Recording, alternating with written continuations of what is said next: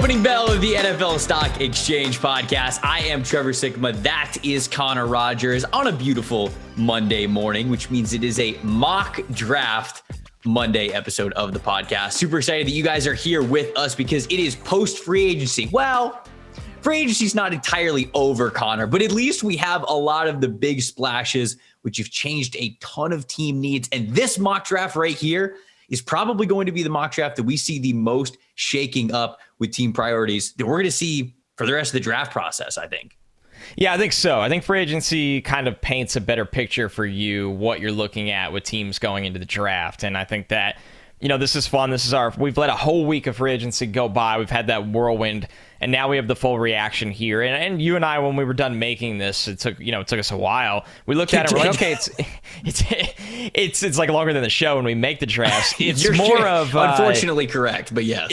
It's more of like, okay, this isn't wildly different, but a lot of people have new homes, and then there's some surprises in here that Trevor and I are hearing buzz on, we think can happen. And most notably for everybody listening, this is what Trevor and I think will happen, not what him or I would do. So there might be a player that goes in the top 10 that's not in our top 20. And that is more of, we are going inside the lens of what these teams are trying to walk out with at the end of April. This is when prediction mock drafts get real. Right? Yeah. Because up until this point, we can sit here and we can talk about team needs and we can talk about what holes we believe are going to be on their roster when it comes to draft weekend. But honestly, until free agency runs its course, at least that first week, we just don't know. There's too many projections of what might happen. Shoot, some guys might go out and make big splash signings that we never even saw coming, right? And I think that's what goes into a lot of the team needs. And that's why it took me and you so long to actually make this mock draft that we are going to reveal right now. I'm going to have the odd numbers.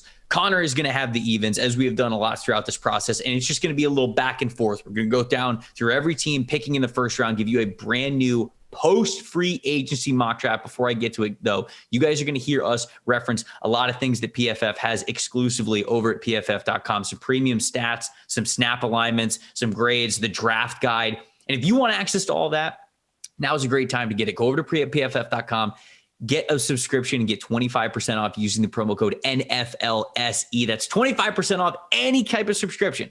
The cheaper Edge model, the more premium Elite model, college model, whatever it is, whatever you're into, go check it out. If you don't have a subscription, 25% off NFLSE. So, Connor, I guess I'll start it out. I got the odds. So I've got the Jacksonville Jaguars. We'll get this thing kicked off right away because we know it's probably going to be a lengthy podcast.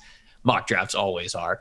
Jacksonville Jaguars, with the amount of attention it felt like they gave the offensive line in free agency, signing Brandon Scherff, giving the franchise tag to Cam Robinson, talking about having Walker Little, having Jawan Taylor still on the roster, and with Trent Baalke getting up there mid-free agency, talking about how comfortable they were with a lot of the offensive linemen that they have there, it makes me think that they really are honing in on the other side of the ball. It was either offensive tackle or edge rusher for the Jags. I think we're leaning firmly edge rusher as it is right now. And I think that that's going to be Aiden Hutchinson. I think the Michigan Wolverine is going to be the top pick in the draft. All signs are pointing that way from Jacksonville. And so even though it's a little bit boring, this one isn't changing at the top. I got to stick with it being a prediction mock. I think this is going to happen. I'm with you. You want to be right. You don't want to be overly creative and be wrong. And I think what I find interesting, Trevor, is the more people I talk to in the NFL, that Hutchinson is almost obviously Kyle Hamilton too at safety, but that's different because he plays safety. Hutchinson is this consensus guy, and I don't agree. You don't agree. We had Thibodeau obviously number one on our edge rankings, but the NFL, the more people I talk to, everybody has Hutchinson as the number one edge pass rusher and as the guy they would draft. They love the floor. And when you look at it in that regard, the position he plays, that overall consensus opinion, what Jacksonville did in free agency in the franchise tag period, I agree that this will probably be the pick as we sit here today, which moves on to the Lions in a very interesting spot at number 2, because we know if Hutchinson was at number 2, they would sprint that card in. That would be the pick. It obviously makes a ton of sense. They're in an interesting predicament. And for me here, I lean Kyle Hamilton for them. Now, I don't know. Okay. It's tough for me to draft a safety in the top 3 like this, and I don't think Hamilton is, Ed Reed, Sean Taylor, right? So, but looking at the Lions, I don't think they're going to go offensive line. We know how much they've invested in that recently over the years. I do think they're looking at the defense. Yes, there is the Malik Willis wild card in here. I'm not there yet for them taking him at number 2. I think there's a lot of smoke around that right now. I'm not buying into that yet. And I think the Lions have shown you they just want really high caliber players that they inherited such a weak roster that they feel in this first 2-year phase, they are going to draft who they think is the best guy on the board. And I think Trevor, in this situation with Hutchinson gone, which is going to break their heart a little bit, they're going to look at Kyle Hamilton and go, we like that we can move you around. You can play on the back end. You can play too high. We think we can use you in the slot. We think you can help our front 7 out a lot underneath and play in the box and blitz from the line of scrimmage and do a lot of different things and start to turn over what this franchise looks like from a leadership standpoint and a talent standpoint. So this is not an easy pick, but I think it would be Hamilton here at 2. I think the draft, obviously we've got to have a pick here. We're not getting too spicy with all the trades because I think it could waterfall, or avalanche even, if you will. But I really do think that if Hutchinson's off the board at number 1, their lines are open, and the Lions are going to take all 15 minutes to see what trades they could possibly get to move back down, because I think there's a handful of players they like. But I do think that Kyle Hamilton absolutely is one of them. And I think that you're right. Dan Campbell, Brad Holmes, that front office, the guys who are making the picks, they just want good football players and guys that they can believe in. And they know they're still in a multi-year rebuild here. It's not like they're one piece away. So they're just trying to get as many really good football players as they can. Kyle Hamilton, damn good football player. Houston Texans up at number 3, no longer have Deshaun Watson on the roster. Connor and I talked about that last week, and we kind of the speculation of it before the trade went down, but the trade does go down. Houston Texans get 3 first-round picks, a third-round pick, and a fifth-round pick, actually swapping fourth-round picks and fifth-round picks, but essentially 3 first-round picks for Deshaun Watson from the Cleveland Browns. So this is one of 2 first-round picks that they're going to have, not just in this draft, but in each of the next 2 that follow as well. So a lot of firepower for the Houston Texans. I don't think they use it on a quarterback, not this year. I don't think it's an immediate one-for-one trade-off, losing Deshaun and then drafting another guy. I don't think they love this quarterback class. I don't think a lot of teams in the NFL do. Malik Willis still on the board, and as Connor mentioned, you'll hear talk of him maybe going in the top 5. Shoot, maybe it happens when it's all said and done, but I don't think it would happen in Houston, because I do think they like what they saw at Davis Mills last year with the limited resources that were really there to help him. There was rumors that Laramie Tunsil was going to be on the move, especially if they traded Deshaun Watson. Did they want to have his contract on the books? Well, they probably weren't winning that many games.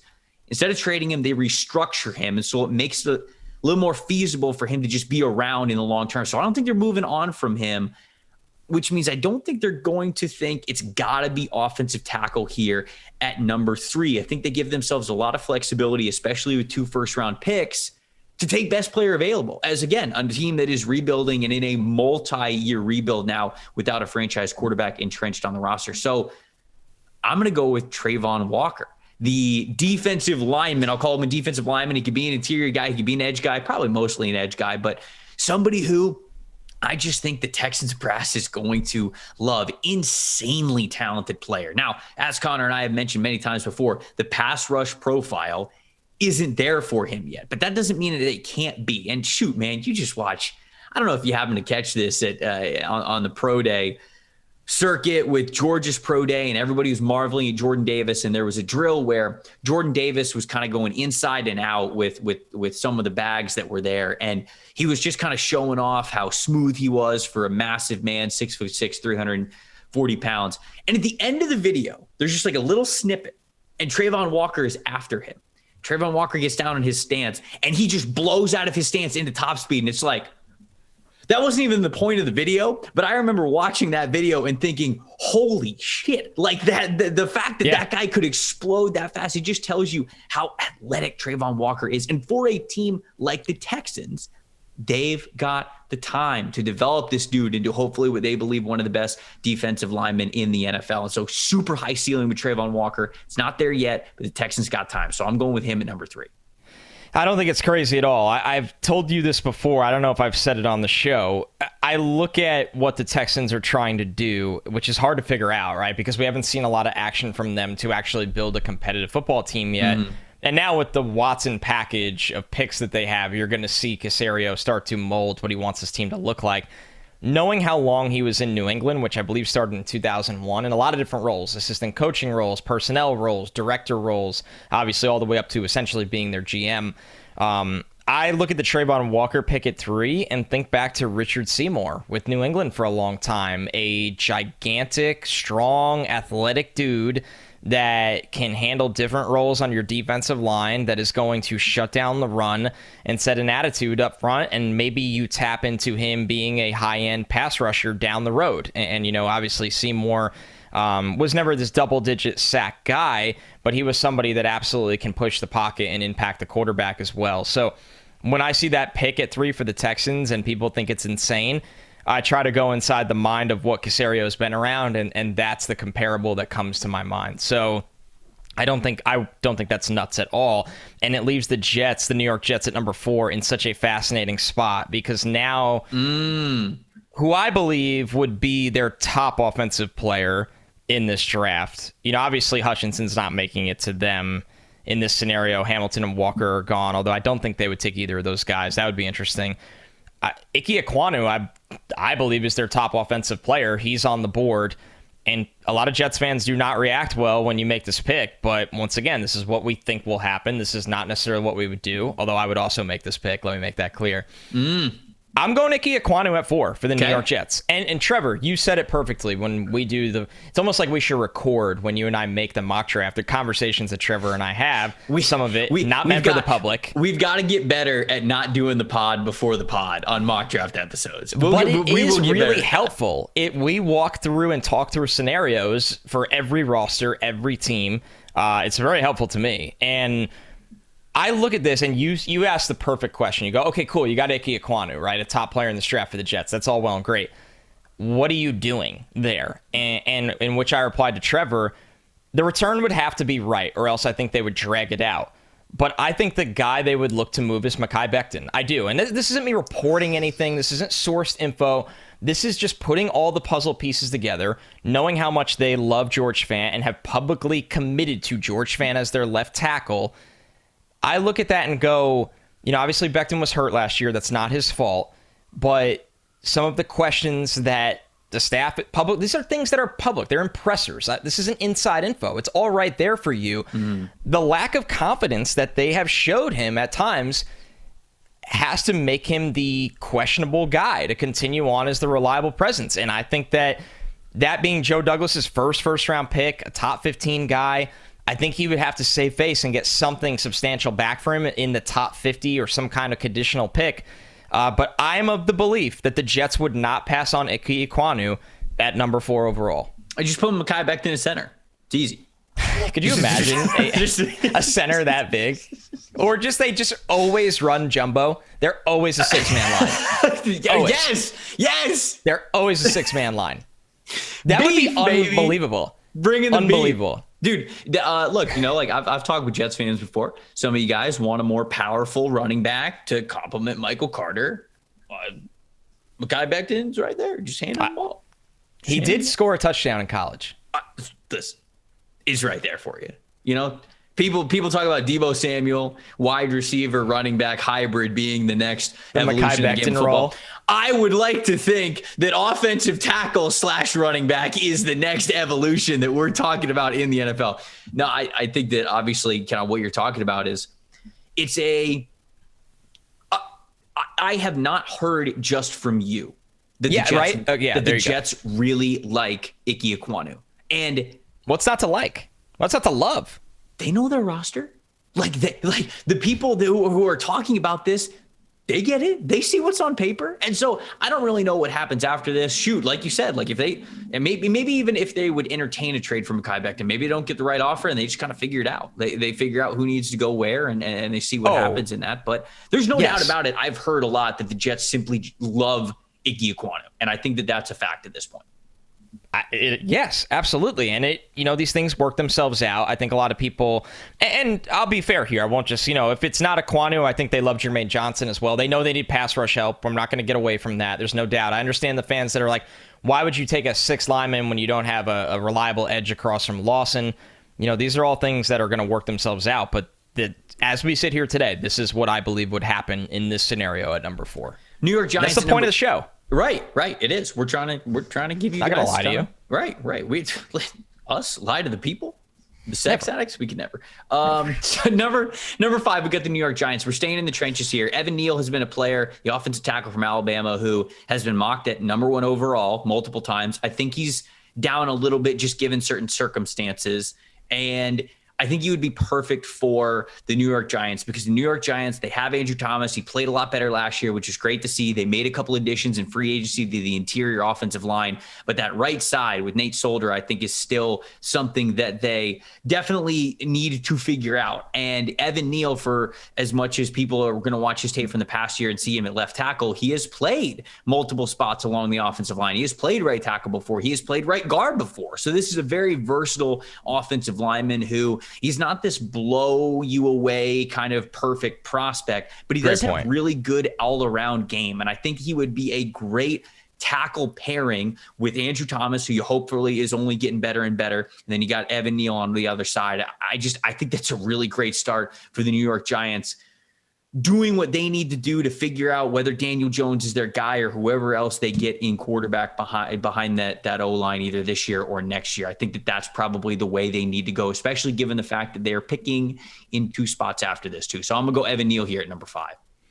Man, I think that's a dream scenario for the New York Giants and not one you have to overthink. I think the Giants are sitting there at 5 praying that one of Ekwonu or Neal makes it to them. And there's a good chance at this point. I think there's a chance, yeah, for sure. I think there absolutely is a chance of the way the cards have started to fall, the way you see this mock play out. And that is a home run for the Giants, and they would not overthink that one. Number 6, all right, let's get interesting. Let's get a little interesting here. A pretty chalky top 5. Which, once again, we're trying to be right. We're not trying to, make a mock draft that everybody tweets at and says, screw you, I hate you, you're wrong. I mean, they'll do that anyways. So yes. we might as well try to be right. Because here you go. You could do it right here. Number 6, the Carolina Panthers, Malik Willis. All right. I look at this, Trevor, and go, they got to figure it out at this spot or else they're out of time. And that's Matt Rule. And David Tepper, after buying this team, is probably at the frustration point, right? And, they didn't land Deshaun Watson. We know how long they were connected to Deshaun Watson. The Sam Darnold trade, I call it what it is. It's an absolute failure. He was not good last year, and you're stuck with the 5th-year option money. It's spilled milk. There's no crying over it. You're stuck with it. It is what it is. Find a new solution. Go get a new gallon of milk. Like, with Malik Willis... I like that analogy. That is great. You go back to the store and you try to figure it out again. Hey, go get another gallon of milk, baby. So Malik Willis, at least there are top tier traits there. He's going into a situation where, while yes, the options in front of him are not great, he does not have to play right away. He's not the only guy. Darnold's going to be back for another year. He could start. I just think Carolina needs to take a swing. And yes, I would love to see Charles Cross here. I would love to see them add to the town of the roster that's non-quarterback related. But this is what we think they'll do mock draft. And when there are jobs on the line, you need to do something to try to save it, even if the risk is significantly high. But that's why the reward is significantly high. I feel like there's a chance Malik Willis goes at 6.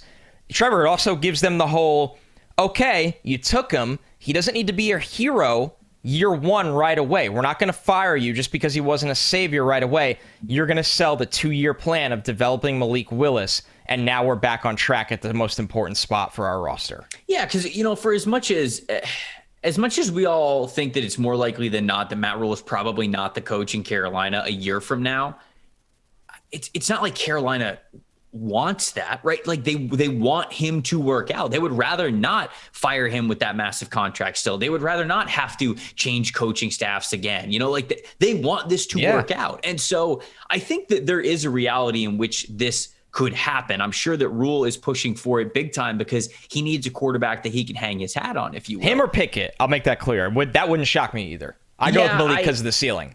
Right. I'd have a hard time thinking Pickett's going to go 6, but I mean, quarterback's going to be on the table for Carolina. And, unfortunately, I think there's a reason why Carolina was the first team that we heard that was out of the Deshaun Watson race. And it's because it's not really a great situation. They don't have a good offensive line. Their head coach might not be there in a year. There's just a lot of instability that's going on with that team. Is that a really good place for Malik Willis? I don't think so. And I think that you probably don't would get to agree with me choose. there that the actual landing spot, if this were to happen, is probably not a great spot because, like you mentioned, they have Sam Darnold and they're paying him on his 5th-year option. So you're paying him anyway. So they're probably going to start him a little bit. But unfortunately, man, you know Sam Darnold. I know Sam Darnold. Everybody knows Sam Darnold. All too well. Sam Darnold's not going to be playing well, and Malik Willis is going to be starting by week 5. And so it's not like we're really in a better situation just because he missed the first 4 weeks and they trotted Darnold out there. So it would be a really tough spot, but I don't think it's out of the question. Given what I know about Carolina, given what I know about how highly the league believes in Malik Willis as the QB1 in this draft, it seems, I think that there is a reality where he goes number 6. Here's the thing, Trevor. Are they going to be bad enough this year and that they're going to be picking top 2? I say no. I don't think so. I think they have a lot of good players on that roster. They have offensive skill talent. They've tried to make the offensive line a little better recently. As not great as Darnold is, he will go out and do enough to get you by for a couple of games. They have young defensive talent. They do play hard under Matt Rule. You have to give them that. For me, and yeah, you can say, okay, they'll make a Godfather offer in 23 and they'll go up and get CJ Stroud. Like, this regime might not get the chance to do that. Mm-hmm. And at some point, you need to have the self-awareness to go, am I going to go to the battle of 300, my last stand, with Sam Darnold next to me, or am I going to try something else? Right. What are you going to do? Is he going to be Leonidas, pick up the shield and the spear? I don't know, man. And die anyway? Probably. Right. Probably. And that's basically. But at least you gave it a shot. You didn't just lay over. Wait, spoiler alert for everybody who hasn't seen that. Oh, my God. Come on. What's the spoiler rule on shows and movies? How much time? Dude, you watched Game of Thrones like 14 years after it came out. It wasn't 14 years. It was 2 years after the finale. And you live tweeted it. That was such a good bit. Such a good bit. Like, bro, I would check. I'd be like, oh, I love that episode. And you'd have it. It was like 90 years after the show came out, and he's live tweeting it. Really good. It was good. Yeah, I feel like it kind of it's different for how popular the show or movie is, obviously. That's but fair. Like 300, look, man, it's been out a while. If you haven't seen 300, you're probably not going to watch it. It's also history. That's true too. That's true too. It's not made up. Whoa. Maybe hyperbole, but it's not made up. History book. Spoiler alert, please. Jesus Christ. All right, so the New York Giants at number 7. I took Evan Neal for them at number 5. I think that's going to be a heavy target for them. And they realized that the reason that I believe that they would go offensive line at number 5 instead of an edge rusher, which they would also need, is because I think that there's a chance that they believe that Carolina could take an offensive tackle. So they maybe want their pick of whoever is left at that point, which I think makes logical sense. And I believe that they think there's going to be at least one of the 2 edge rushers that are still on the board. And that is Kayvon Thibodeau and Jermaine Johnson. Those are the 2 guys that I think they're going to be debating between. I'm going to go Jermaine Johnson here. I think he's going to be a little bit more of Joe Shane's type. I think that as a heavy-handed defensive end who can be more of a power profile player, I think that's just the kind of guys that Joe Shane was a part of drafting when they were in Buffalo. At least when I look at the defensive line. I know Ed Oliver was an undersized defensive lineman, but outside of Ed Oliver, who I think was kind of a unique situation, I feel as though the player prototype of Jermaine Johnson just having a little bit more strength to his game is going to play into the history of what Joe Shane did under Brandon Beane and with Sean McDermott in Buffalo now as the GM of the New York Giants. And so I think they're going to lean a little bit more towards Jermaine Johnson. I think that's an area which they're going to want to address, not just as one edge position, but potentially be able to use him inside and out. And I think he gives you that ability and that flexibility. So I think it's back-to-back trench picks for them.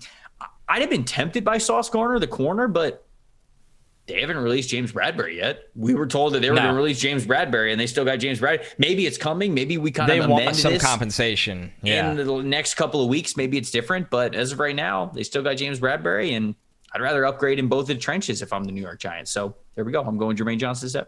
Yeah, I'll back up your point further. You went with this is what the new guys from Buffalo would do. I also think the coaching staff would do this. When you look at Jermaine Johnson, the number to know for me is the 1.55 10-yard split. That is a 97th percentile number. Basically, your get off the ball. Last year, so their defensive coordinator, the Giants, is Wink Martindale, who came from Baltimore, who last year drafted Odafe Owe, who had a 1.59 10-yard split. That is an 87th percentile. That's a really, really good number. They like athletes that can get off the snap. Yep. And then, obviously, my player comp for Jermaine Johnson was Matt Judon. We know the player Judon developed into under Wink. So trying to figure out player types. Great call, Trevor. That's a great pairing for the Giants. 8, the Falcons. You don't need to do rocket science for this one. The Falcons, just Google the wide receiver depth chart. Oh, my goodness. So we're going Garrett Wilson here. I think he looks like a faster version of Calvin Ridley to me, who obviously they are without now. So it is a little ironic that that's the route they go here. But high floor, gets open, really good at the catch point, just reliable for them. I really like the pairing of Garrett Wilson and Kyle Pitts in their offense, and I really think they are just forced in the spot to not look anywhere else. I think it has to be wide receiver for the Falcons at 8. Yeah, I mean, all of the roster needs are still there for Atlanta. Could offensive line upgrades? Yeah, they could pass use rusher. Pass rusher, yes. They could take Kayvon here. Yep. Like, all of this is still available for the Falcons, but at the end of the day, man, their top 4 wide receivers as it stands right now are, I was about to say Tajay Sharp, start with Tajay Sharp, but he's even a free agent, so he's not in it. Olamide Zaccheaus, Frank Darby, Christian Blake, Chad Hansen, Braden Linus, Austin Trammell. Like, I just read their entire depth chart right there. That is their entire depth chart. I don't even know if there's a wide receiver 3 or 4 in that group, let alone a 1 or a 2. And this is kind of the nightmare scenario. And it's not exactly Terry Fontenot and Arthur Smith's fault.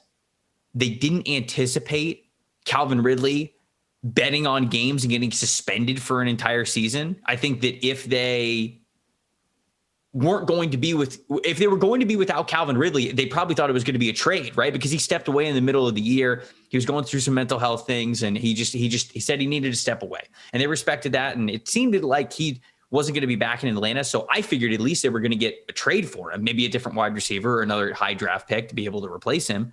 But instead he gets suspended for all of next season. So they don't even get anything for him. And I'm sure they didn't anticipate Tom Brady personally calling Russell Gage and luring him down to Tampa Bay. What do you do at that point? You go to Tampa Bay. Tom Brady calls you and tells you to come down to Tampa Bay. You know what you do? Come down to Tampa Bay. It's like your wife leaving you for Leonardo DiCaprio. Like, there's just nothing you could have done. Sure, right. Yeah. Chris Evans. The hell? Henry Cavill. Doesn't matter. Like, I'm just going to, I don't know what to do. I've lost here. I need to, now at 8, need to find a new wife. It's Garrett Wilson. So, yeah, Falcons find a new wife at 8, going with Garrett Wilson. I think that obviously makes a lot of sense. You want to go into the NFL draft and be able to address a lot of needs so that you don't be forced into taking a certain position. And unfortunately for the Falcons, they're in the exact opposite. They have to pick a wide receiver. But good news is Garrett Wilson's a damn good one. Seattle Seahawks at 9. I'm going to go Kayvon Thibodeau. This is where Kayvon Thibodeau comes off the board. This is a very common place for him to come off the board. Obviously, West Coast guy, gets to stay on the West Coast, gets to go to Seattle, which we know loves their athletes, loves their fast pass rushers. I think that they're going to be absolutely great with Thibodeau if he falls to 9. And I think that this is probably, I don't want to say the floor, because there's a chance that who knows what's happening with Seattle, especially with their quarterback situation. And Malik Willis is still on the board. Or they drafted a different quarterback there. You don't exactly know what's happening in that situation, so everything's up in the air. But this feels pretty close to the floor for Kayvon. If he's not going 4 to the Jets or something like that, then I think this is probably the tail end of his range of where his talent certainly deserves to go. If he goes beyond this, man, it's starting to get crazy. Somebody's going to get an absolute steal of a pass rusher. So I'll have Seattle take Kayvon Thibodeau here at 9. Yeah, I think the Jets, Falcons, then Seahawks is the landing spots that have a chance for Thibodeau. And I agree with you that if he does make it to Seattle, which we definitely think he could, they almost have to make this pick. You just look at their front right now, and they're working with nothing. They need guys that can get off the ball and get after the quarterback and win with speed to power. And that's what Thibodeau can come in and do. So that's just a no-brainer, that spot. Number 10, the New York Jets, to round out this top 10. They got Ekwonu at 4. The problem here is for them, the pass rushers are gone. Hutchinson, Jermaine Johnson, and Thibodeau all went, so the Jets would have to look in round 2 or trade back into round 1 and get some more pass rush help. But at this spot, I'm going to go wide receiver. I don't see how they pass wide receiver at 10. I just look at it and go, yes, Corey Davis will come back healthy. You have Elijah Moore. You brought back Braxton Berrios, but you still need somebody else out there for Zach Wilson to throw to. And in this spot, I think it would be Drake London. Garrett Wilson is gone at 8, so that wipes off a very, very in-play option. And then you look at it, Treylon Burks, obviously, if he had a little bit better of a combine, maybe he'd be in this conversation. Jamison Williams, if he was healthy, would definitely be in this conversation. But when you look at what Zach Wilson does, giving his wide receivers a chance, Drake London, the contested catches, the blocking, what he can even do after the catch a little bit, I think this would really help that wide receiver core where you roll it out and you got Corey Davis and Drake London on the outside, Elijah Moore on the inside that can also flex out, and they signed 2 tight ends as well. Now your offense is cooking a little bit. I was on Paul Eston's podcast actually earlier this week, and he was asking me about wide receiver for the Jets at number 10. And I talked about Drake London because you and I have talked about him a lot there as a really good spot. And an example that I kind of gave to him and why I think that he would be great for the Jets is, I'm not comparing Drake London to Mike Evans. I think that Mike Evans truly is rare. So I'm not like 1-in-1 comp comparing those two. But when you remember what Johnny Manziel and Mike Evans were like at Texas A&M, Johnny Manziel had so much confidence for a lot of reasons. Obviously, he was a very confident quarterback anyways, but he had so much confidence because sometimes he would just throw that ball up there to Mike Evans and he'd come down with it. And you know what that does to your confidence as a quarterback? When it goes right, you loosen up, you play free, you have confidence in anywhere you're throwing the ball at that point. And that could be Zach Wilson to me, man. On a 3rd and 7, gotta have it, kind of continuing the drive late in the second quarter. Oops, defensive end hits an inside move on the offensive tackle. You get flushed. You're going to your right. It's 3rd down. I'm throwing it to Drake London. And even though he might be a little bit covered, if he comes down with that bad boy and we keep this drive going, that is a massive confidence booster for everything. And I think that goes into the equation for me. So even the people out there who would say, he doesn't separate as well as some of these other wide receivers. You're right. I don't think but that's getting annoying. Because let me say this. Bad. Go ahead. He has just enough speed that when the ball is in the air, the DB is making the adjustment and it's too late because of his size and ball skills. And that in a way is separation because the DB needs to be off the screen like it's flag football is just wrong. It's just not right. So that talking point is getting very old very fast. We're reaching that part of the draft where people just keep bringing up that talking point about Drake London, and I'm like, I understand why people are hesitant about it, but I think Drake London is different. I really do. I think he's a different kind of wide receiver, and it's not ability with him; it's health. He would be huge. He would be huge for Zach Wilson and that Jets offense. Okay, that was the top 10. Little recap. We had Aiden Hutchinson going to the Jaguars, Kyle Hamilton going to the Lions, Trayvon Walker going to the Texans, Ike Ekwonu, the Jets at 4. Giants got Evan Neal at 5. Malik Willis went 6 to the Panthers. Jermaine Johnson 7 to the Giants. Garrett Wilson 8 to the Falcons. Kayvon Thibodeau 9 to the Seahawks, and then Drake London just went 10 to the New York Jets. Before we keep this mock draft rolling, got to talk to you guys about All 22. Our friends over at All 22 are unveiling the newest fantasy football game that hundreds of PFF employees have been playing. You use All 22, and they'll use PFF's weekly grades as a main scoring component to build essentially it's a fantasy football game combined with like a Madden franchise where you are drafting, you are building a full team, and then you are going head to head against somebody just like fantasy football every week, except it's not based off stats. It's based off actual performance. So it's a really cool concept. Join the waitlist today, all-22.com, with nothing more than your email. If you join the waitlist before the draft, you're going to receive a special promo code and you'll get that All-22 subscription. Waitlist users will even gain access to premium content like the inaugural draft guide, in-season strategies, feature release announcements, and so much more. Follow them at all22-PFF on Twitter. All22, it is premium fantasy football, full team fantasy football powered by PFF. I'm up at 11, so I'll resume it here. Washington Commanders traded for Carson Wentz, so I guess the quarterback is off the table, oddly enough. Wide receivers, 2 wide receivers going right before 11 does not bode well for the Commanders. Drake London and Garrett Wilson off the board. They could go Treylon Burks if they are that interested in him. I think he is going to be an option here, but I also think Ahmad Sauce Garner is going to be a big-time option for them. I know they've got Kendall Fuller. I know they've got William Jackson, but do they consider either of those guys to be locked down CB1s for the foreseeable future? I'm not sure. Ahmad Garner brings that unique size, speed, profile. He really fills out a mock draftable spider graph. I'll tell you, man, that with how big this guy is and how well he moves, the stats back it up, man. You look at some premium stats that we've got over at PFF, didn't allow a single touchdown in man coverage his entire career at Cincinnati. That's over 1,000 coverage snaps. Did not allow a single touchdown. So, I mean, he's an impressive dude. Now, does that mean he's a perfect player? Am I calling him the next Darrelle Revis? No, but it means he's damn good, and I think he's got that CB1 potential in the NFL. So I'm going to have him going here. A little bit of a different look, but I'll have him going here at 11 for the Commanders. Not a pick we've seen a lot, but I do like it a lot because of how the wide receiver board did not fall into their hands, and he's just too talented to fall that far at 11, and would help that defense, especially if that front four can stay healthy and get home. Might make some plays on the ball as well. He didn't get a lot of looks this year in college. Number 12, the Minnesota Vikings. They need corner help. They would take Sauce here at 12. He's not there. He probably won't be there in the draft. They'll have to go get him if they want him.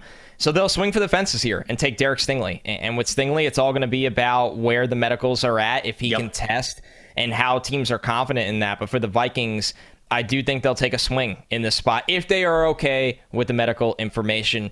Because, Trevor, if it's no Sauce and no Stingley here, I mean, maybe McDuffie, but this is a team that has to secure a top corner. They are so thin in their defensive backfield right now. I just don't know if they're going to be interested in McDuffie. I love McDuffie. So. I know you do too. Like I do. I love him, but not their type.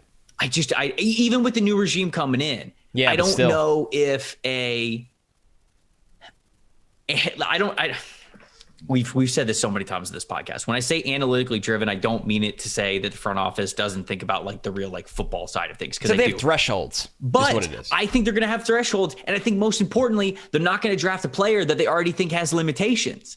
If Trent McDuffie has sub 30-inch arms and they want to play this guy on the outside, then they're playing against the math. They're playing against the percentiles. They're playing against the percentages. And I just don't think that Kevin O'Connell and Kwesi Adafo-Mensah are going to do that with the first premium pick that they have had as a decision-making group. That's kind of my thoughts there. I also thought this would have been a sneaky spot for Ojabo, but torn Achilles, obviously that. Yeah, a healthy Ojabo would be in play in this spot, and it sucks. We're obviously really rooting for Ojabo, already were, but now I really hope that he can get on the field as a rookie, and because he could be a special player. We'll talk about Ojabo a lot more at the he's not falling out of round one. Let me make that very clear to people right now. I do not think that he should. Houston Texans up again at number 13. I had them going Trayvon Walker at number 3. Here at 13, I talked about the Atlanta Falcons wide receiver room not looking great. I mean, when you look at the Houston Texans, you got Brandon Cooks, who's good, who's fine. Nico Collins, okay. And then Chris Conley, Philip Dorsett, Chris Moore, Davion Davis, Jalen Camp. I mean, it's just it's a lot of guys that are fill out a depth chart kind of guys. And I'm gonna have Treylon Burks going here, because I think that Burks is going to be that kind of all around weapon that they really need. A player who could be an inside out wide receiver, a player who you could use on reverses, you could use him out of the backfield at times. He is a mismatch kind of potential player. And I think that Connor is right. I mean, if he would have tested a little bit better at the combine, maybe we're talking about him as a top 10 pick, but it's funny because I thought his numbers at the combine were fine. We were way overhyping what he was going to do going into the week. So I think that he's still going to be a top 20 pick. And I think Houston's going to have their eyes on him here at 13. And that goes back to the Caserio coming from New England, want to be bigger, stronger, faster than everyone else. And Burks fits that mold. And they're just an offense that doesn't scare you at all. And at some point, you got to get guys that threaten. And Burks absolutely, when you look at what he's done in the SEC, he is that dude that always threatens. All right, 14, the Baltimore Ravens. They've lost a lot, obviously, in free agency. They did make some nice additions. I'm going to go Jordan Davis in this spot. Get a big, hulking dude in the middle. They do have, an open spot for this role for him in the middle of the defense, the space he can eat, the room he can give this defense. Jordan Davis, I think what he did at the combine kind of solidified his top 17 status, we've been calling it. The Ravens at 14, man, he would be a force up front for that front and really give everybody else a lot of room to work with. Yep. I mean, when you look at the Ravens depth chart, yeah, they brought in Michael Pierce, and I think that probably goes into it. But Brandon Williams, Calais Campbell, Justin Houston, Pernell McPhee, Justin Ellis, all these dudes are free agents that have not been brought back yet. So there are plenty of spaces that Jordan Davis could fill with that Baltimore Ravens team. And we say this so many times, but I mean, the dude feels like a Baltimore Raven.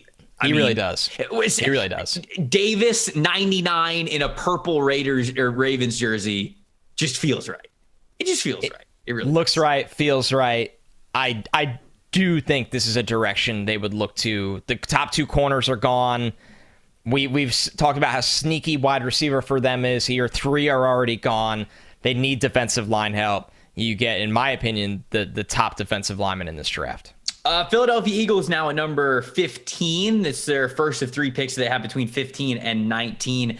I'm going to go with Jordan Davis's Georgia teammate, Devontae Wyatt, a player who I absolutely love, who is quite literally playing in Jordan Davis's shadow, but it felt like Devontae Wyatt was a first rounder right next to another first rounder all year long, man. I mean, he is not as big as Jordan Davis was, so it wasn't as eye popping, but the dude can move. He is such a prototypical one gap penetrating pass rush 3 technique defensive tackle, and any team that is playing any kind of 4-3 base defense, I think is going to absolutely love Devontae Wyatt. Now, Fletcher Cox got released, and then the Eagles are planning on bringing him back. So I think Fletcher Cox is obviously going to be there, and he's going to be in the rotation. But it's, from what I was told from Eagles people who I asked about it when Fletcher Cox was being released, it's like, hey, how much does he have left in the tank? They're like, he's still got something in the tank. It's just more of you want him kind of on a rotation thing. You don't want him out there every single snap. So I think that drafting Devontae Wyatt's perfect. You get him in that rotation there. Javon Hargrave is there as well. And so it's a really nice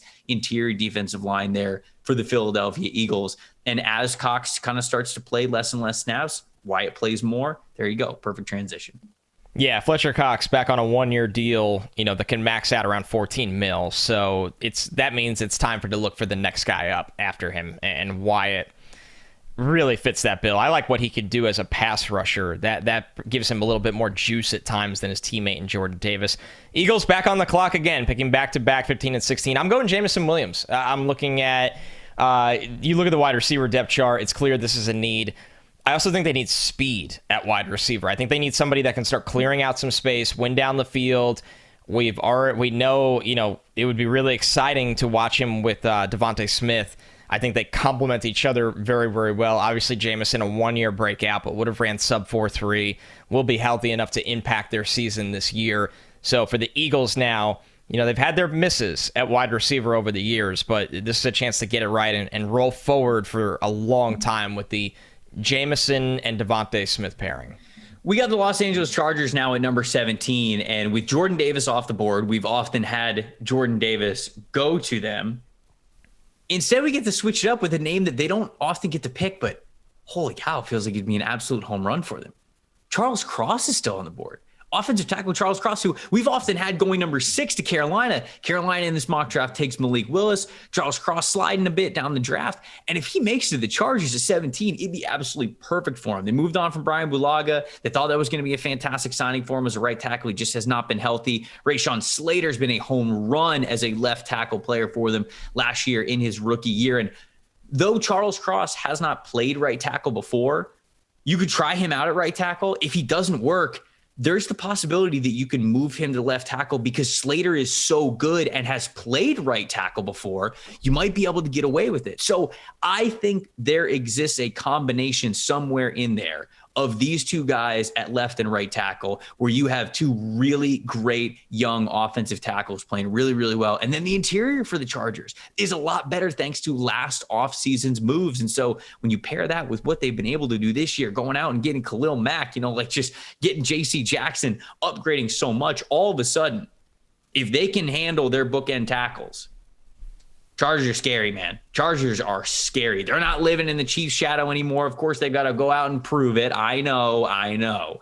But the roster on paper becomes one of the best in the NFL, and I'd absolutely love to see it. So I'm going to go Charles Cross here at 17. All right, 18, the Saints are on the clock, and this pick comes with the caveat that I think they should bring back Jameis Winston. I think they will bring back Jameis Winston and kind of kick that quarterback can down the road a little bit longer, and I'm going to go with Chris Olave here. I've said it before, they were all over the wide receiver class last year. They decided to take Peyton Turner instead. They will be back on the wide receiver class this year, and I keep saying it, you better do it while you can because there's going to be a run that goes all the way to maybe even the Packers at 22 of wide receivers. So the Saints don't mess around here. They take Olave, can win at all three levels of the field, super pro ready. He's been a productive college player for a long time right now. A really high IQ player would come in and you know, if Michael Thomas is back, he'd be the number 2 instantly and really produce, especially if you have Jameis back there where you're going to be a pass-heavy kind of offense for the Saints. This is a mix of need and BPA in this situation, and I think it's one that they are very aware needs to improve on their roster. We got 5 wide receivers in the top 18. Not crazy. Five. And the first one didn't even come off the board until 8. We got 5 wide receivers from 8 to 18. Crunch run. In 10 picks, man. That's 8 to 22. It's going to happen. I agree with you, man. I think that's the big-time sweet spot there. Eagles at 19. I'm going to go cornerback Trent McDuffie. I think that this is a guy who's going to be heavily on their radar. They've got Darius Slay. They've got Amonte Maddox, but I think they still need cornerback help. You know, if there's any team in the NFL that it feels like is okay with taking a chance on talented corners with small arm length, it is the Philadelphia Eagles. And I think that, sure, maybe they would like a longer corner, but I think that they would take Trent McDuffie over Kyer Elam, over Andrew Booth, over the guys that are left. I think that they would probably prefer Derek Stingley or Ahmad Sauce Garner, but I don't think they'd be doing too much complaining, especially for how versatile Trent McDuffie is. How easy it is to love his game. He's got such great physicality, subtle physicality in coverage, and then a lot of really nice physicality when it comes to how he is in run support. I think he's an inside-out player. Has not played in the slot nearly as much as you might think, but he has also rotated and played a little bit of safety too, so that goes into his versatile tag. So I think that they would wait a little bit, a corner pick, unless it's Stingley. Stingley, I think, being on the board at 15, they'd probably pick him there, but if not, I think they can wait a little bit and maybe make this decision here at 19. I think that McDuffie's going to be on their board, and I think he's a good pick for him. McDuffie, currently a top 15 player for me right now. So 19 for the Eagles, awesome value. I have him right at number 14. 20, the Steelers. Every mock draft, I say they're going to have to move from here to get a quarterback, and here they are not moving again and getting a quarterback. Kenny Pickett. So maybe they don't have to move when all is said and done. Maybe they don't have to. Great for the Steelers. I know everybody's connected them to Malik Willis, and I'm not saying that's not real. It definitely is, but I also think Pickett needs to be in play. The Trubisky contract structure tells you they are still looking at the quarterback market in the draft. Maybe Trubisky starts. They let their rookie sit for a little bit. If Pickett makes it to 20, Trevor, I would be really surprised if they pass on him. I think it gives them a chance without mortgaging any other assets to take a shot at getting this position back on track after Roethlisberger obviously is retired. So for the Steelers here, and they did quietly make some improvements for a tattered offensive line during free agency, which kind of opened the door here for them to pass on that and look for their quarterback of the future. Yeah, I think that they're going to be all in for Malik Willis. I think that we've heard that from multiple sources now, that they really do like Malik Willis a lot. But if Malik Willis goes super early, if Malik goes number 2 overall, obviously that dream is dead early. And so maybe the Pittsburgh Steelers really feel comfortable enough to sit back and wait at 20 and see what kind of comes to them. And if that's the case, maybe they do have the chance to pick a guy like Kenny Pickett. Maybe they got like a guy like Sam Howell as well. And maybe it's just going to be a quarterback pick here at 20, no matter what. It'll just be a guy that they, like you said, can kind of take a chance on, wait a little bit, have Trubisky as well, see who wins a quarterback camp battle, and maybe get more aggressive for a quarterback the following year, but we can see. So I agree, though. I think the quarterback is firmly on their radar there. New England Patriots, they lost J.C. Jackson. This one's easy. And Kyer Elam for him. Kyer Elam, the only real question mark with him from a scouting profile standpoint was long speed. And he showed up 4.39, 40-yard dash at the combine. I think that was huge for him, being a bigger, longer corner, being able to have that long speed to him. Now, he's a little bit slow to flip the hips just because he is high-waisted. He is longer. It's just physically that's more difficult to do when you've got a longer body frame. And so you do see that a little bit with how he is guarding players who are either very quick off the line of scrimmage or just doing in-breaking routes, whether it's quick stuff like drags and digs or maybe inside slants or just in routes 5-10 yards down the field, whatever it is. Anything that has like a hard in-breaking route, you see him be a little bit slow to flip the hips, but he is physical. He loves man coverage, and he does not back down from a challenge. And I think that's something that the Patriots really need, especially with a thin cornerback group now with J.C. Jackson out. I agree. I know we've had him in round one on this show for a couple of weeks now, I believe. But Kaiir Elam, for whatever reason, might be the guy that a lot of people are missing as a first-round player right now. And when you look at the track record of a corner that's, over 6'1", and runs sub 440 and has that kind of tape, those guys traditionally do not make it out of the first round. So We've been all over Elam. The Patriots are a corner is a vital position in their offense. Obviously, that opens the door with Jackson leaving. I think Elam's a really good fit. He is a true press man-to-man corner. 22, the Green Bay Packers. The wide receiver run came and went. And listen, Packers fans, I know you want a wide receiver. You need a wide receiver, and we're going to get there eventually. But in this spot, I'm going with Zion Johnson. I still think this offensive line has holes. Nice. I think Zion has the versatility that they would really like. He's going to play guard for the Packers. He's, Jenkins is going to move to right tackle. In this scenario, Zion Johnson will play left guard. And that is a foundation of the roster that they are always going to take care of, both sides of the ball, the trenches. And Zion is worth every bit of a top 25 pick rather than the Packers reaching a little on a wide receiver in this spot. Yep, I know a lot of people are going to say, okay, well, what wide receiver are you drafting at 22 to make up for Devontae Adams? But there's not a great one left. We just mentioned we had 5 of them go off the board between 8 and 18. And it's just, you'd be reaching for one at 22. And I think that their money could be better spent. Yeah, moving Elgton Jenkins out to right tackle and addressing Zion Johnson with one of those interior spots. I think that's a really great move. And I think that that's something they're definitely going to have their eye on. Arizona Cardinals at 23. Couple of different directions they could go. Certainly offensive line is an area that they might have to address.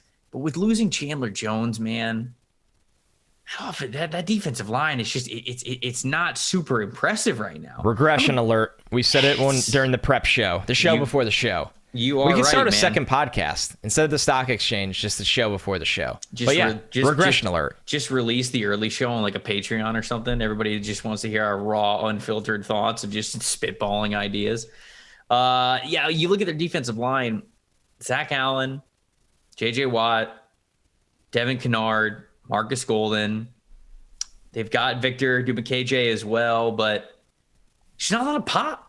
It's just not. It's not a lot that's really standing out to you. And I think that you got to be able to get after the passer. And without Chandler Jones, it's going to be huge for him. So I'm going to go George Karlaftis here. George Karlaftis. Speaking of not a lot of pop. No, well, I'm just kidding. That's not true. I'm just kidding. He's fine. He's a fine player. I think the back end of the first round is a lot more believable at this point than front end of the first round, where we sometimes had him going in the top 10. It seems like he's just kind of settling in this mid-20s range. And so I think this is a good spot for him. This is a good spot to take a chance on him. And Arizona really needs it. So with him being there, he can be a little bit versatile for you, especially in that multiple 3-4 front that Arizona likes to run. I think it's a good pick. And I'm going to go George Karlaftis at 23. Yeah, I think it makes sense. And that's a huge need for them. And it helps their run defense right away, gives them a little bit, high effort pass rusher. And I know it's cliche, but obviously Watt would be a great player for Karlaftis to learn from with the way they're moved around, the hand usage, the body type.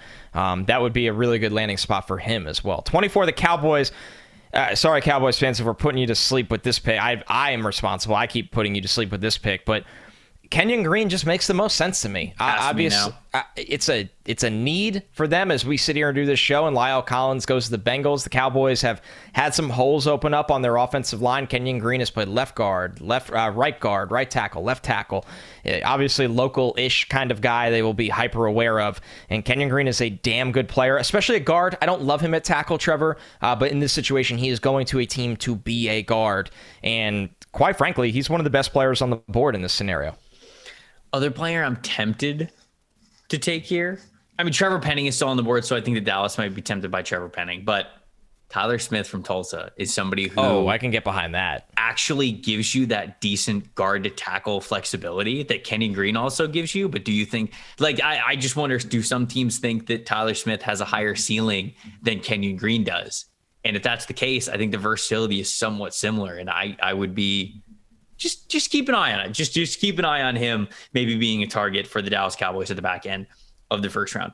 Buffalo Bills at 25. I've often had a defensive lineman go to them, but after getting Tim Settle and Daquan Jones and Von Miller, they still have Ed Oliver. They've got Randy Gregory, AJ Epinesa, Boogie Basham they drafted last year as well. Like Rousseau. They've got they've got so many defensive linemen that I just don't think that's going to be where they look anymore.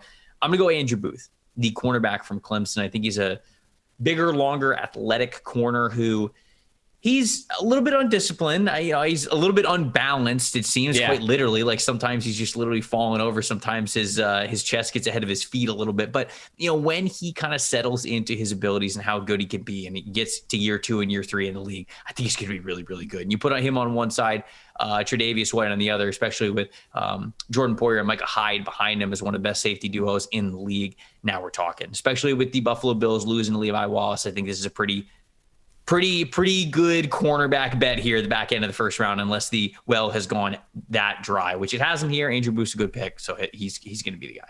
Yeah, has the versility to play zone. We know how zone heavy they are. They are a true defense. Like, what you see is what you get. This is who we are. This is what we're going to do. Try to score on us, and a lot of teams don't. So, all right, the 26 the Tennessee Titans. This pick was a layup. Tyler Smith, speaking of him, you talked about the Cowboys at 24. There we go. We have them to the Titans at 26. They have a massive hole on their offensive line. Tyler Smith can come in, be your starting right tackle. Nasty mauler in the run game. We know how important that is to them, and he's going to fit that Vrabel identity that they love. If you are making a mock draft and you don't have Tyler Smith in round 1, I think you're missing it, man. I think, number one, I like him a lot better than both Penning and Raymond. I know there is some hand usage that needs to be cleaned up with Tyler Smith. He is a bit of a, that bull in a, China shop kind of wrecking crew mentality. But when a offensive line coach really gets to work with him, there is potential to be special there. And I think this landing spot fits the type of game he plays as well as a pure road grading blocker. Yeah. And he's only been playing offensive line for technically 5 years, but really 4 years. 2 years of starting in high school, 2 years of starting at Tulsa. And so there's a lot of things that he is still working out with, the hand usage and the strike timing and just the overall balance, the footwork, everything. But he's a great athlete. He's a strong dude. He is a relentless finisher. He's got a great mentality and he's a really good kid. So I think the teams are going to be very interested in getting him at the back end of the first round. Tampa Bay Buccaneers at 27. Connor and we got up to this pick in the mock draft, and Connor was like, "I'm very interested to see who you pick at 27." And I said back to him, "I'm very interested to see who I pick here at 27 because I don't know. I think they're going to bring Gronkowski back. They've obviously got most of the offensive line figured out. The wide receiver room, I mean, like you can't even jokingly take a wide receiver at 27 anymore because it's so deep at this point. Yeah, no. They brought back Carlton Davis. They signed Logan Ryan to replace Jordan Whitehead. They've got Joe Tryon-Shoyinka at the other edge spot. They're loaded. If they were going to draft an interior defensive lineman, it would have been more of a penetrating guy like a Devontae Wyatt or something like that. I don't think they drafted Travis Jones to put next to Vita Vea. So it's almost like, what are they doing? So Tyler Linderbaum is still on the board. He's one of the best prospects in this entire draft class. I know Ryan Jensen is back. I know they got Shaq Mason, but plug that other hole at right or left guard with Tyler Linderbaum. Just do it. I don't care that he's undersized. He's a damn good offensive lineman. He's one of the best in this class.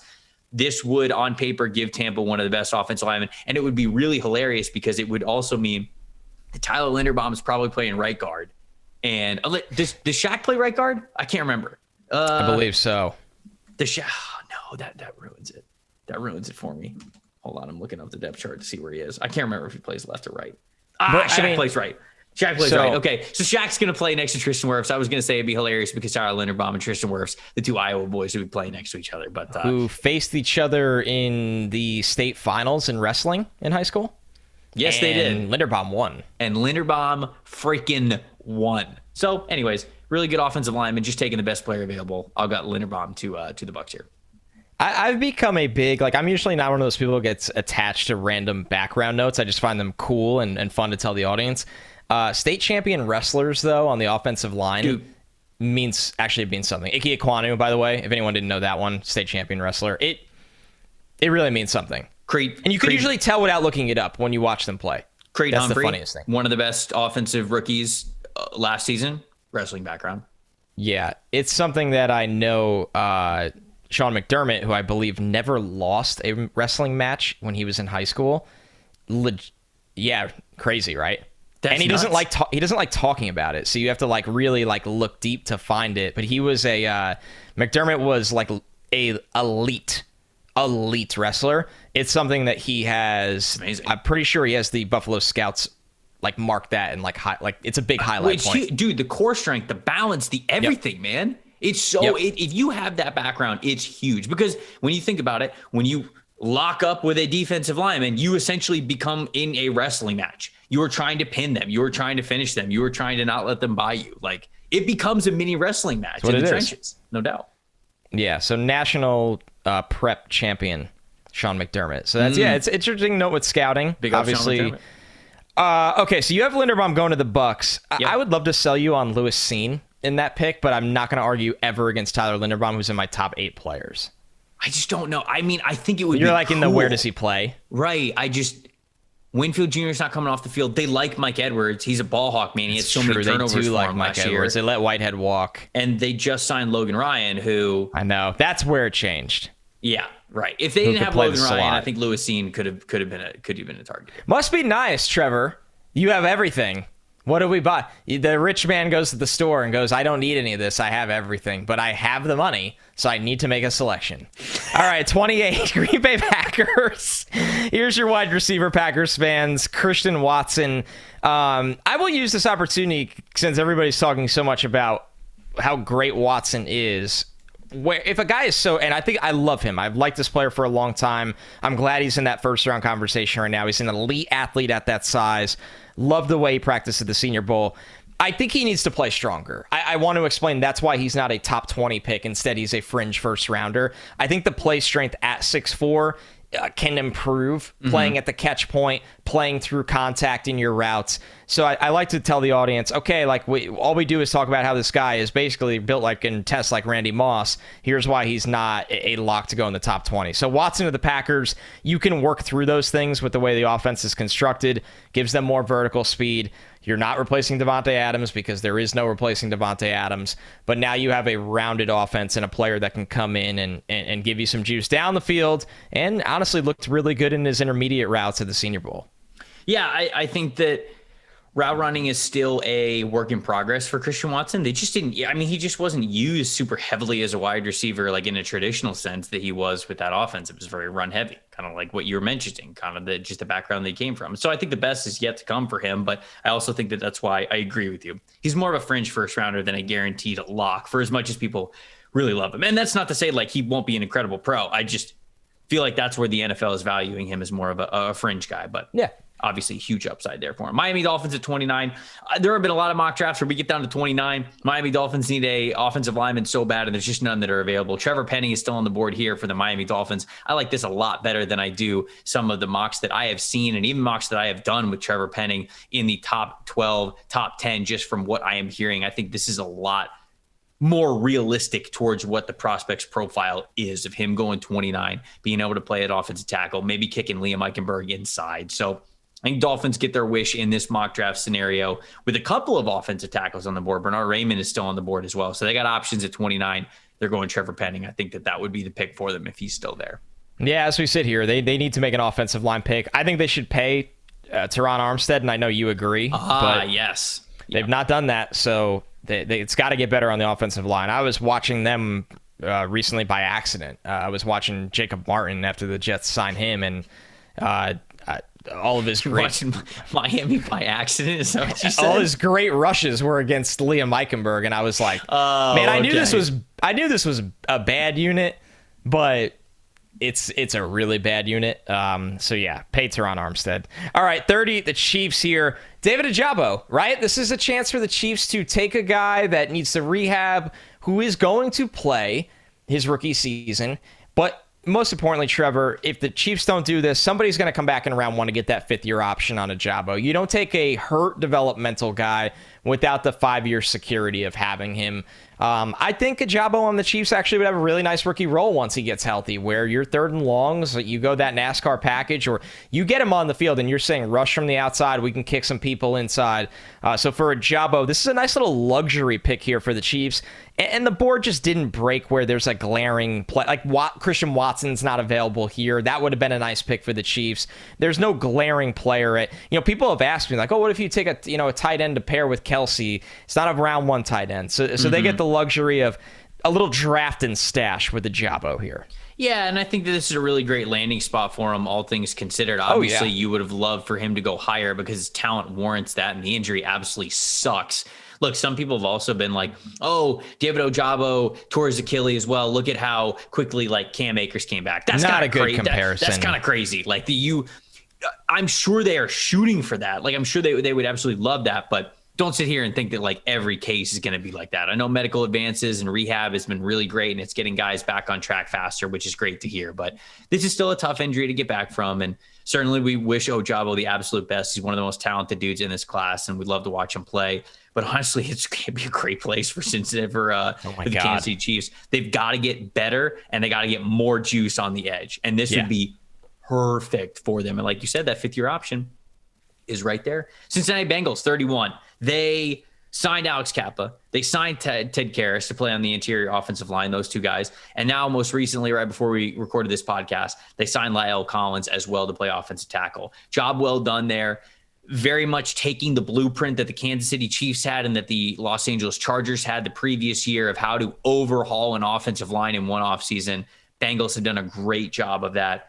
Now they turn over to the defensive side of things. I think the linebacker still needs a big upgrade there. Devin Lloyd is still on the board. I think that they would love Devin Lloyd. I think Nakobe Dean would also be on the board for them, but I think linebacker is really where they're going to look. So I got Devin Lloyd going 31 to the Bengals.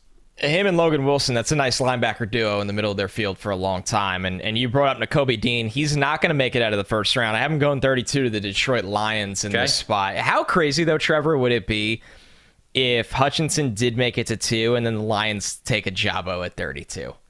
And they're just like, yeah, you know what? We'll reunite these 2 and run this one back. I know that's a long shot because we think Aiden's going number 1, but just something that crossed my mind when Ajabo was falling, and I was like, maybe. But the Lions 32, Nakobe Dean, they need to get better in the middle of the field. I say that a lot about a lot of teams, but it matters no matter how much you value or don't value linebacker position. I think they hit on some nice defensive line picks up front last year.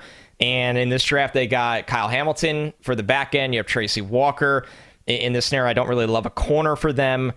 The wide receiver board did not break very well for them. Maybe you could take Sky Moore at 34 to still get in that on that, or George Pickens. But at 32, I think Nakobe Dean, no matter how you view his height, that he's not working out, all these different things, the tape is phenomenal. The instincts are phenomenal. Yep. He's that dude for the entire defense, yelling at guys, getting guys set. Yep. They're going to love that. I mean, you got Kyle Hamilton and Nakobe Dean in the first round if you're the Lions. Your defense went from to kind of scary a little bit. Now you have a real identity. You have dudes that can run around and make plays on the football, guys that lead, guys that are the front-facing guys of your organization.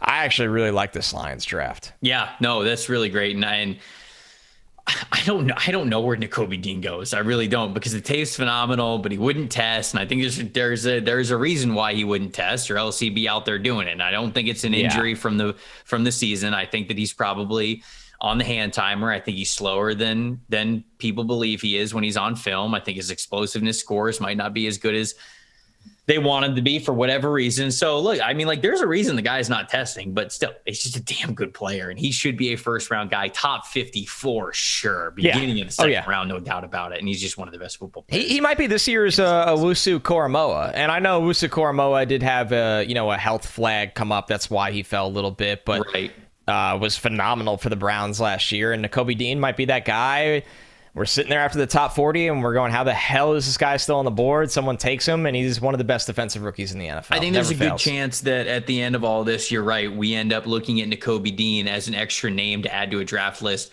that we absolutely love, because we would love the picks that they have early on, especially if it's a double dip pick here when Philadelphia Eagles or Green Bay Packers or the Detroit Lions or whatever it is, just somebody getting a really good player there. There we go. That is our updated mock draft post free agency. A lot of team needs have changed right there. And I think we addressed a lot of them, whether it was the signings or where they're going to be looking. And I think we're honing in, man. We're getting pretty close, Connor, on having a really good feel for where these guys are starting to go. And obviously the next couple of weeks, that's only going to get more true as we move forward.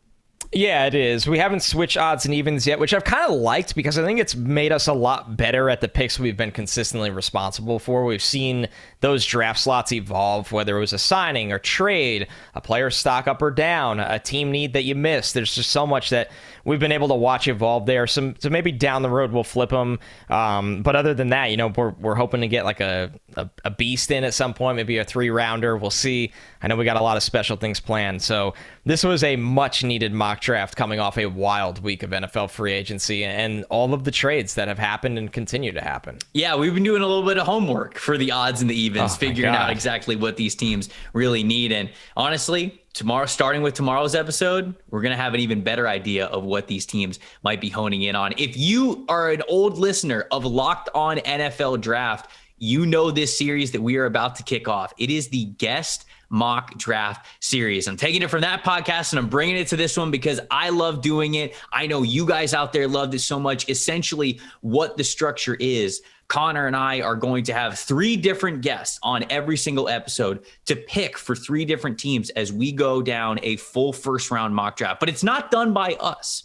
We're going to have guests on, either a beat reporter for the team, somebody who just knows it really well. It might be somebody who works for the team as well. We know a lot of team reporters who might get in on it. And essentially, we're going to ask them all about the team, their free agent strategy, where they might be going in the draft, how the last year was, where they think they're going, and ultimately have our guests make a mock draft selection. And we're going to go through all 32 picks one by one, 3 episodes on every Tuesday and Thursday is the structure we have now. Might have to switch it up a little bit to make sure that we are done right before the draft, but that's what we're going to be doing over the next month. And Connor, I'm going to learn a lot. I know you're going to learn a lot. The people out there listening are going to learn a ton about the details of what these teams have been doing and the strategies that they're going to have going into draft weekend, man. I'm so excited to kick this thing off tomorrow. It's going to be awesome. You obviously will get to hear some new voices on the show. These people will have insight to what the general managers that they cover are thinking, what they might be looking at, who they've done a lot of homework on. So it's really narrowing in on a way to know every single team's thought process and views of the draft, and it might start to alter our mock draft. So I'm excited to get it going, man. And I think people that are not just draft fans, but obviously team-specific fans will just eat this up. This series is a beast. It's definitely an undertaking, but we are going to have some fantastic guests. Connor and I are going to open up the Rolodex of people that we know as deep as we possibly can to give you the best guests, the best information for where we believe, and these people believe, their teams are going to go in the 2022 NFL Draft. Thank you for listening to the NFL Stock Exchange. We'll see you guys tomorrow.